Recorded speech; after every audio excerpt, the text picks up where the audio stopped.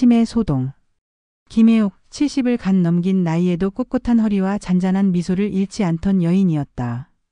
자줏빛 꽃무늬가 수놓인 앞치마를 두르고 부엌칼을 쥐면 묘한 생기가 돌았다. 칼날 위에서 춤추는 칼끝은 섬세했고 도마 위 채소들은 순식간에 먹기 좋게 다듬어졌다. 음식 솜씨는 물론 정갈한 살림 솜씨까지. 동네 사람들은 혀를 내두르며 살림 여왕이라 칭송했다. 자식들에게도 남편에게도 든든한 버팀목이었다. 적어도 몇 달 전까지만 해도 그랬다. 변화는 서서히 그러나 분명하게 찾아왔다. 가스레인지 불을 끄는 것을 잊거나 저녁 식사 메뉴를 묻고 또 묻는 일이 잦아졌다. 냉장고 속 반찬통들은 제자리를 잃고 엉뚱한 곳에 놓이기 시작했다. 딸 은주는 어머니의 변화를 가장 먼저 알아챘다. 엄마 혹시 요즘 깜빡깜빡하세요? 돌직구 질문에 해옥은 늙으면 다 그런 거 아니겠니? 하며 웃어넘겼지만 마음 한구석에는 불안감이 스멀스멀 피어올랐다. 병원 진단 결과는 경도인지장애, 치매 초기였다. 하늘이 무너지는 듯했다. 평생 건강만큼은 자신하며 살아왔건만 노년의 문턱에서 예상치 못한 암초를 만난 것이다. 자신보다 더 큰 충격을 받은 건 가족들이었다. 특히 남편 박 씨는 붉어진 눈으로 여보 너무 걱정 마. 내가 옆에서 잘 보살필 테니까. 하며 다독였지만 목소리는 미세하게 떨리고 있었다. 치매 진단 후 해옥의 일상은 조금씩 달라졌다. 딸 은주가 매일 아침 전화를 걸어 안부를 확인했고 아들 현우는 주말마다 집에 와 집안일을 도왔다. 남편 박 씨는 퇴근 후 해옥과 함께 동네 공원을 산책하며 말동무가 되어주었다. 가족들의 따뜻한 보살핌 속에서 해옥은 비교적 안정적인 생활을 이어갔다. 물론 망각의 그림자는 짙어지고 있었다. 며칠 전 있었던 일을 까맣게 잊거나 늘 다니던 길을 헤매는 일이 종종 있었다. 하지만 해옥은 좌절하거나 슬퍼하는 대신 묘한 장난기를 발휘하기 시작했다. 사건의 발단은 동네 마트였다. 해옥은 여느 때처럼 장바구니를 끌고 마트에 갔다. 싱싱한 채소와 과일을 고르고 좋아하는 멸치볶음 반찬도 샀다.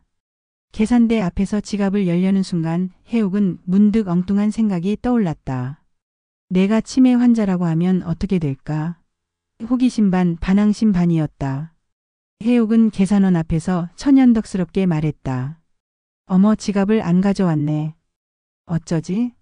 내가 요즘 정신이 깜빡깜빡해서 치매인가 봐.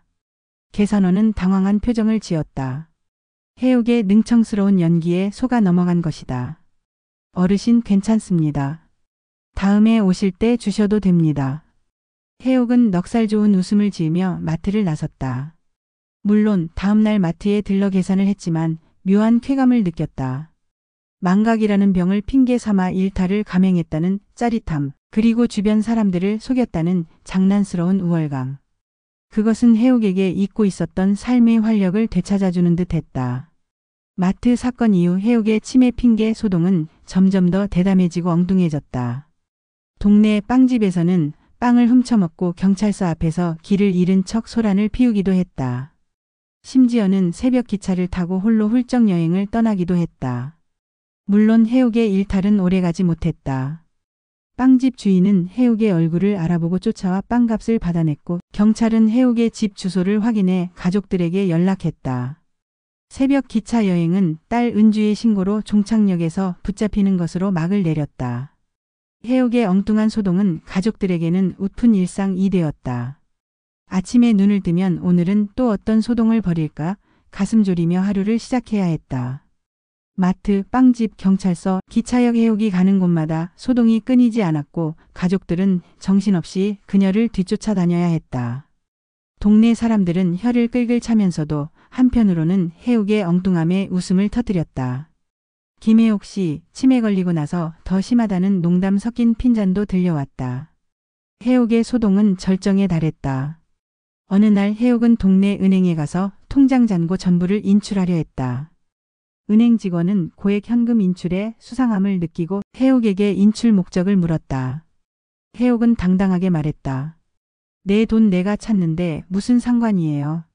내가 요즘 치매라서 돈 쓸 일이 많거든요. 은행 직원은 해옥의 억지에 당황했지만 규정상 고액 현금 인출을 막을 수는 없었다. 해옥은 거액의 현금을 가방에 챙겨 은행을 나섰다. 은행에서 해옥에게 연락을 받은 딸 은주는 깜짝 놀라 은행으로 달려왔다.